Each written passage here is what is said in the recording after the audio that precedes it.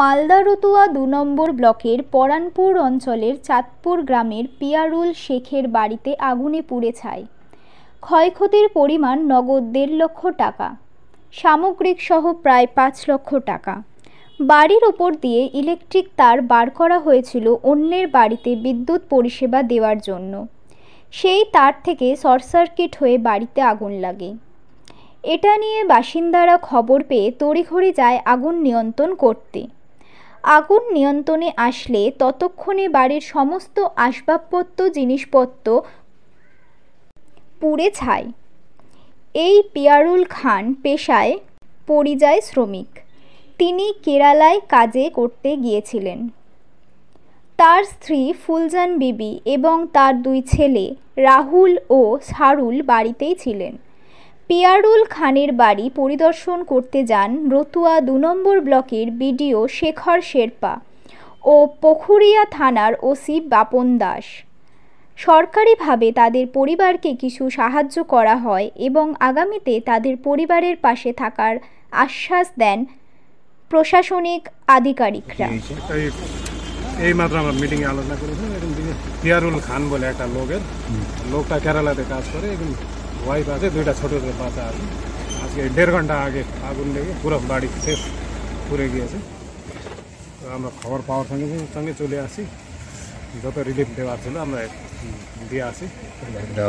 এখন থানাতে ডায়েরি হবে, ওসি সাহেবও এসেছিলেন সঙ্গে, থানাতে ডায়েরি হবে, তারপরে আমরা আর কি দেওয়া যাবে বাড়ির জন্য এটা প্রসেস করবো। বাড়ির মালিক কি পরিযায়ী শ্রমিক? না, বউ আছে, 2টা ছোট ছোট ছেলে আছে। বাড়ির মালিক কেরালা কাজ করতে গিয়েছে, 3 জনই এখন এখানে। ওরা ঘরের বাইরে বসেছিল, ভিতরে বিজলির তার দিকে শর্ট সার্কিট হয়ে পুরা বাড়িটা। বাড়িতে 1.5 লাখ টাকা ছিল দাদা, ইট নেওয়ার জন্য কিনা ওইটা দাদার বাড়ি গিয়েছি যে তুমি ইট দিয়ে দাও। তো ওইটা দাদা বললো যে 2-4 দিন দাঁড়াও, তারপরে আমি যাব। 1 লাখ টাকা আমার বোর্ডে পাঠিয়েছে, আর 50,000 টাকা বন্ধনে নিয়েছি। তো সব টাকা সব কিছু নষ্ট হয়ে গেল, দানা পানি কাপড় ধরি, মানে সব কিছু, একটাও কিছু নাই। সময় পাইনি দাদা, আমি তো বাড়িতে ছিলাম, তো বাড়ি থেকে খবর পেয়ে সঙ্গে সঙ্গে ছুটে এসেছি যে আগুন লেগেছে। এখানে এসে দেখছি কি ধাঁই ধাঁই করে আগুন জ্বলছে, আর মানে মানুষ থামতে পারছে না। খুব চেষ্টা করলাম আমরা আগুন নিভাবার, কিন্তু কোনো উপায় হলো না। মানে 10:30-11টার ভিতরে একদম পুড়ে ছাই হয়ে গেল। তারপরে আমি প্রধানকে ফোন করলাম, বিডিও সাহেবকে ফোন করলাম, বড়োবাবুকে জানালাম এইরকম এরকম ব্যাপার। এসেছিলো, সবাই এসেছিলো।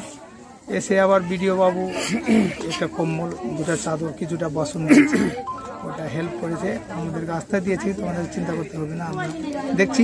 আমার কাছে পরশু দিন 1 লাখ টাকা নিয়ে গেছে যে আমাকে দাদা ইঁটটা কিনে দাও। তো আমি বললাম আমার খুব শরীর খারাপ আছে, তুমি টাকা রাখো, 2-3 দিন পরে কিনে দিয়ে দেবো। আর আজকে এই ঘটনা হয়ে গেল। মানে একটা টাকা কোনো কিছু বের করতে পারিনি না, খাবার কিছু, এখন খাবার আছে আর কিছু না।